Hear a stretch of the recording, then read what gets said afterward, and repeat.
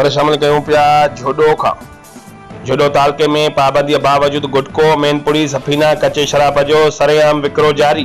केतिराई माण्हू कैंसर ऐं ॿियनि ख़तरनाक बीमारियुनि में मुब्तला। नशो वापरण सबबि नौजवान नस्ल तबाह थियण लॻी।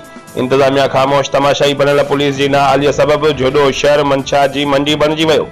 शहर में इंसानी सिहत लाइ हानिकार ऐं पाबंदी मिलियल गुटको, मैनपुरी जा कारखाना क़ाइम आहिनि, जॾहिं वॾे मक़दार में गुटको, मैनपुरी तैयार करे शहर में दुकाननि ऐं कैबिननि ते सरेआम मोटरसाइकिलनि ते सप्लाई कयो वञे थो। ॿिए तरफ़ इंडियन गुटको, सफ़ीना जो विकिरो पिणु सरेआम जारी आहे। ज़रियनि मूजिबि रोज़ानो झोडो तालुके में लखें रुपयनि जो गुटको, मैनपुरी, सफ़ीना विकिरो कयो वञे थो।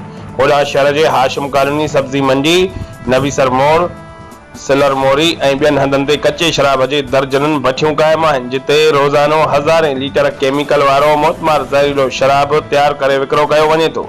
शहर में मंशियात वापरण सबबि केतिराई माण्हू पंहिंजूं हयातूं विञाए वेठा आहिनि, जॾहिं त केतिराई बीमारियुनि में मुब्तला थी ज़िंदगी ऐं मौत जे ॿिवाट ते बीठल आहिनि। मंशियात वापरण सबबि नौजवान नस्ल तबाह थी रही आहे, पर मक़ामी पुलिस तोड़े ॿिया इदारा ख़ामोश तमाशाई बणियल आहिनि। रिपोर्ट करे अब्दुल गफूर, कोलाची, पे न्यूज़, झोडो।